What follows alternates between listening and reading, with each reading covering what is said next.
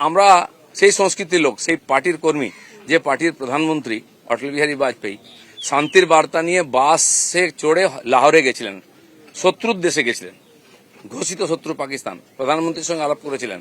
ফিরে আসার পরে পাকিস্তান আক্রমণ করেছিল, কার্গিল যুদ্ধ হয়েছিল।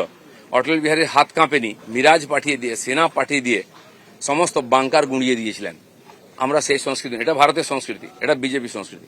আমার প্রধানমন্ত্রী নরেন্দ্র মোদী তিনি নওয়াজ শরীফের বাড়িতে বিয়েতে নেমন্ত্রণ রক্ষা করতে গেছিলেন, কোনো প্রোটোকল মানেননি, আশীর্বাদ করেছিলেন মেয়েকে। কিন্তু তারপরে পাঠানকোট হয়েছিল, পুলওয়ামা হয়েছিল, কিন্তু নরেন্দ্র মোদী সার্জিক্যাল স্ট্রাইক করতে, এয়ার স্ট্রাইক করতে পিছিয়ে যাননি, কারণ এটাই বিজেপি, এটাই ভারতীয় সংস্কৃতি। সেজন্য আমরা যেন আমাদের পরিচিতি না ভুলে যাই। আমার পাড়ায় বিয়ে হচ্ছে টিএমসি নেতার বাড়িতে, সে টিএমসি করে বলে তার বাড়িতে আমি বিয়েতে যাব না।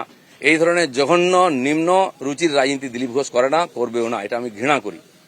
আমার বাড়ির জামাই যদি অন্য পার্টি করে, সেই মেয়ের বাড়ি আমি যাব না, এই রাজনীতি দিলীপ ঘোষ করে না।